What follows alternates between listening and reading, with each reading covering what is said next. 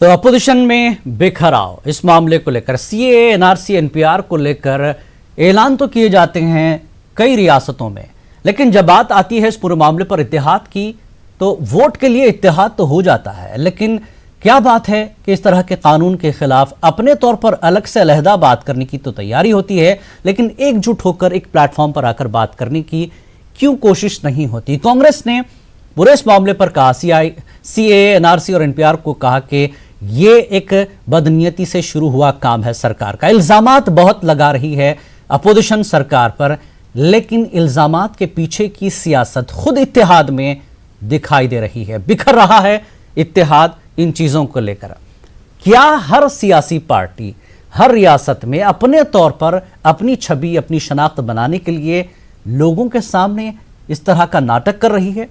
अगर वाकई वो हमदर्द है आवाम की और इस कानून को वाकई काला कानून इन्हें दिखाई दे रहा है, तो क्यों नहीं एक प्लेटफॉर्म पर ये तमाम पार्टियां साथ नहीं आती?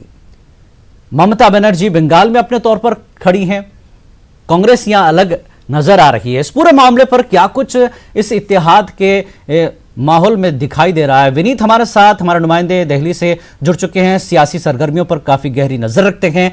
विनीत, कांग्रेस का इत्तेहाद कितना मजबूत है? मामला एक है, आवाज एक है, लेकिन प्लेटफॉर्म एक क्यों नहीं बन पा रहा है? विनीत। जी, निश्चित तौर पे मैं आपको बताना चाहूंगा कि कांग्रेस की लगातार ये कोशिश में रही है, और जिस तरह से अभी हालिया में राज्यों के चुनावों के परिणामों को देखें तो कांग्रेस में जिस तरह से कांग्रेस ने कुछ राज्यों को जीता है, मध्य प्रदेश के बारे में बात करें, छत्तीसगढ़ के बारे में बात करें, या फिर जिस तरह से महाराष्ट्र में कांग्रेस की शासन में बनी है, कांग्रेस की अब कोशिश है कि बीजेपी के खिलाफ अपने में सभी जो विपक्षी पार्टियां हैं उसे लामबंद किया जाए। और इसी कड़ी में सीएए के खिलाफ आज जो बैठक हो रही है, ऑल अपोजिशन पार्टी की बैठक हो रही है, उसमें कांग्रेस ने कोशिश की है कि सभी पार्टियों को एक साथ में लाया जाए। लेकिन मैं कुछ पार्टियां हैं जो अभी, चाहे ममता बनर्जी के बारे में बात करें है, वो इसमें नहीं आई हैं।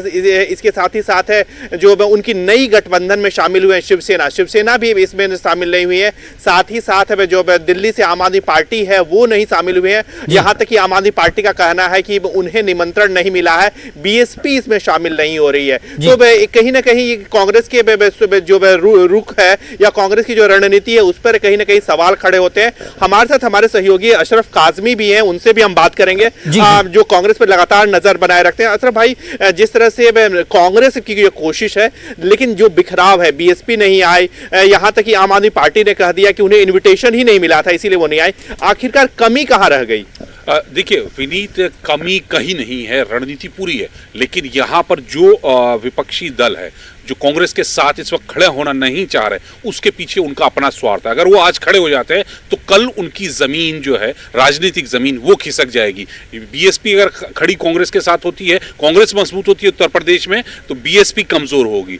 दिल्ली में अगर होते हैं आम आदमी कांग्रेस के साथ होती है तो मजबूत हो जाती कांग्रेस, लेकिन आम आदमी पार्टी कमजोर हो जाएगी। इसी तरह से पश्चिम बंगाल आप चले जाइए, ममता बनर्जी को भी 1 साल बाद अपना चुनाव नजर आ रहा है। अगर आज उनके साथ होती है तो कल को जब वो चुनाव मैदान में जाएंगी तब क्या होगा? तब उनकी किरकिरी होगी। वो यहाँ पे सभी राजनीतिक दल है, जो क्षेत्रीय दल है, वो इसी वजह से नहीं आ रहे हैं कि उनका अपना स्वार्थ है। वो अपनी जमीन खिसक जाएगी अगर आज वो कांग्रेस का साथ देते हैं। आप जहां तक कि जमीन खिसकने के बारे में बात कर रहे हैं, लेकिन कहीं ना कहीं कांग्रेस की जो स्ट्रैटेजी रही है, जैसा कि हम देख रहे थे राजस्थान में, देख रहे थे बीएसपी के सभी विधायकों को कांग्रेस ने अपने पाले में कर लिया। साथ ही साथ अगर हम आम आदमी पार्टी के बारे में बात करें तो आम आदमी पार्टी के में कई कांग्रेस के जो नेता हैं वो शामिल हो रहे हैं। तो कहीं ना कहीं जो अपोजिशन में भी है वो कहीं ना कहीं एकजुटता नजर नहीं आ रही, कहीं ना कहीं भरोसा, क्योंकि बीएसपी के विधायकों को कांग्रेस ने अपने में शामिल करवा लिया, अपने खेमे में कर लिया, और कांग्रेस के कई बड़े नेताओं को दिल्ली में आम आदमी पार्टी अपने खेमे में ले रहा है। इसे कैसे देखते हैं? देखिए वही है विनीत, जो चुनाव से पहले हर राजनीतिक दल में आना जाना रहता है। अभी दिल्ली विधानसभा चुनाव है तो जो लोग आ रहे हैं वो अपने स्वार्थ के लिए, दिल्ली विधानसभा चुनाव में अपनी मजबूत, आप शोएब इकबाल की बात कर लीजिए, वो इसीलिए कांग्रेस छोड़कर आम आदमी पार्टी में उन्हें नजर आ रहा है कि आम आदमी पार्टी की सरकार दोबारा आ सकती है, तो इसलिए वो आ गए। बीएसपी का जहां तक ताल्लुक है कि राजस्थान में कांग्रेस के जो विधायक हैं वो कांग्रेस के बीएसपी के विधायक कांग्रेस में शामिल हो गए, तो थोड़ा सा आपको लगता है कि नाराजगी है। लेकिन आप मध्य प्रदेश में सरकार को समर्थन कर रही है, उसको क्या कहेंगे?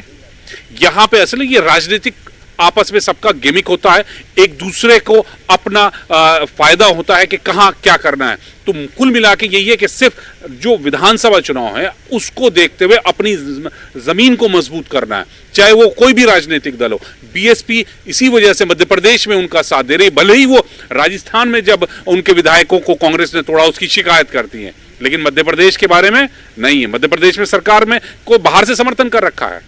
अशरफ भाई, अभी अब आप थोड़ी देर पहले कमलनाथ से मिलकर के आए हैं, मैं उनसे आपने इंटरव्यू भी किया था। मध्य प्रदेश के मुख्यमंत्री हैं, सीए के खिलाफ वो लगातार बोलते रहे, और कल मध्य प्रदेश में ही जो बीजेपी के राष्ट्रीय अध्यक्ष हैं अमित शाह, जो केंद्रीय गृह मंत्री भी हैं, उन्होंने भी कमलनाथ को चुनौती दी। किस तरह से देखते हैं, कमलनाथ कैसे देखते हैं, कांग्रेस कैसे देखती है मध्य प्रदेश में, या फिर सीए को कैसे देखती है? देखिए, कमलनाथ से बात की मैंने तो वो तो सीधा इस सीए को लेकर ही प्रश्न चिन्ह लगा रहे हैं कि सीए की आज जरूरत क्या है, जो टाइमिंग्स चुना गया है उसकी जरूरत क्या है। वो तो कहने लगे क्या वॉर हो गई, शरणार्थी आ गए, वो इस तरह से वो बचाव कर रहे हैं सीए का।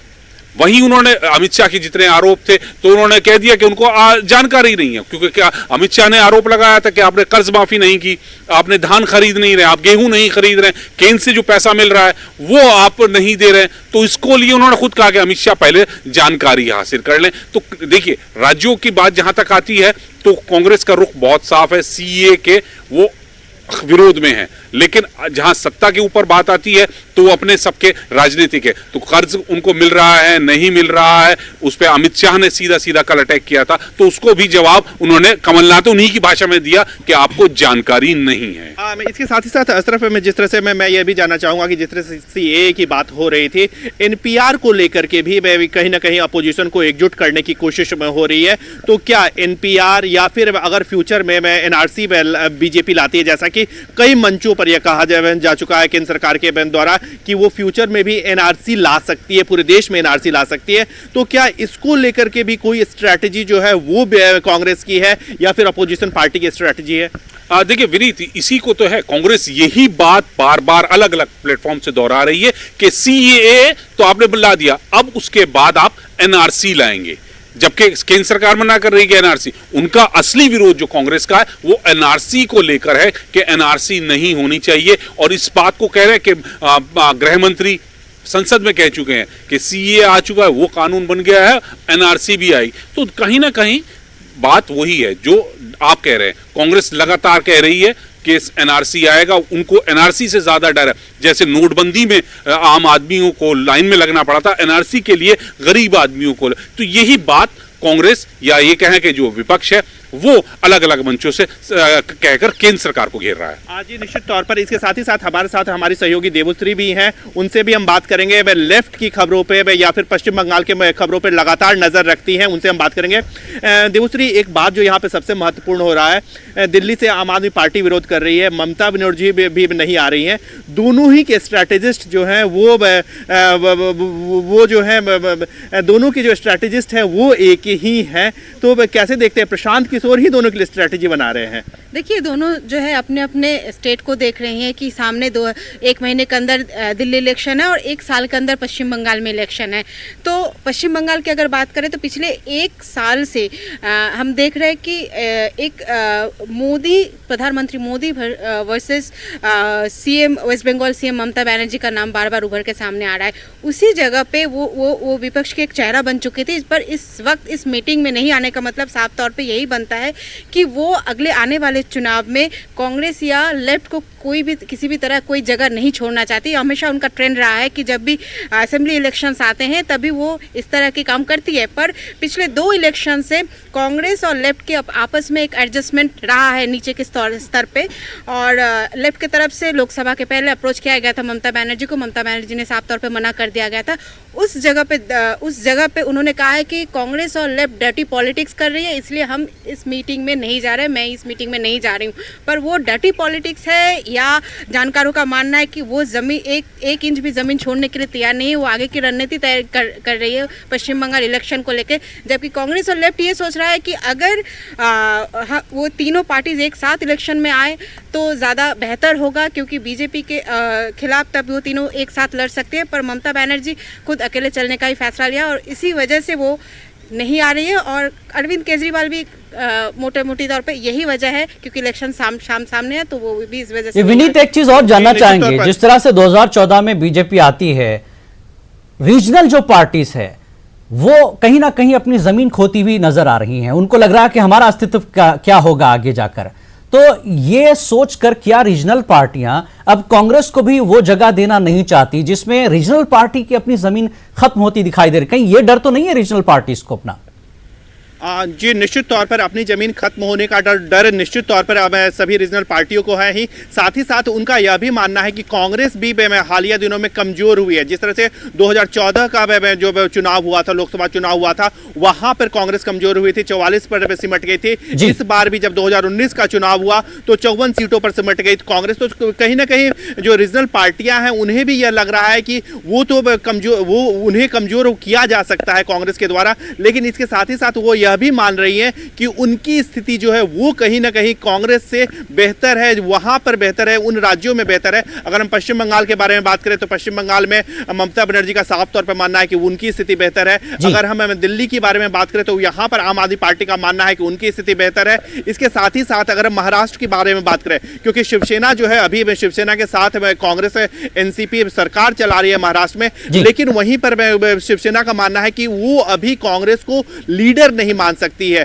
जो अलायंस हुआ है, जो पार्टनरशिप हुआ है, वो कहीं ना कहीं जो उनकी वहां पे जरूरत है उसी के हिसाब से पार्टनरशिप हुआ है। और आगे भी अगर वो पार्टनरशिप करेंगे तो अपनी जरूरत के हिसाब से पार्टनरशिप करेंगे, अपनी सहूलियत के हिसाब से पार्टनरशिप करेंगे, ना कि किसी भी कांग्रेस के या फिर किसी बीजेपी को सिर्फ हटाने के लिए पार्टनरशिप नहीं करेंगे, बल्कि अपने अस्तित्व को बनाए रखने के लिए और उसे बढ़ाने के लिए पार्टनरशिप की जाएगी। जी बहुत बहुत शुक्रिया विनीत इस पूरी जानकारी के लिए। अशरफ काजमी का भी और हमारे शंकरानंद और कामरान का भी बहुत बहुत शुक्रिया, आप तीनों हमारे साथ जुड़े रहे। बहरहाल जेएनयू में तहकीकात जारी है, एएमयू में सरगर्मियां तालीमी शुरू होती हैं, लेकिन तलबा ने इसका बायकाट कर दिया है। और रही बात कांग्रेस के इत्तेहाद की, वो पार्टियां जो साथ थीं अब इस इशू पर अपने कांग्रेस के साथ वो नहीं आ रही हैं। जैसा कि विनीत ने भी कहा कि हर रीजनल पार्टी को अपनी अपनी रियासत में अपनी सियासी ज़मीन मजबूत करनी है। तो आवाम के मुद्दे ज़रूर हैं, लेकिन आवाम के मुद्दों के साथ वाकई सियासी पार्टियां साथ खड़ी हैं। ये तस्वीर साफ हो जाती है जब ये अपने तौर पर अपने मामले सोचती है, अपनी ज़मीन अपनी सियासत के बारे में सोच रही है। तो आवाम को भी सोचना पड़ेगा कि वाकई क्या सियासी पार्टियां आपके साथ है। इस डिबेट में फिलहाल इतना ही। आदाब।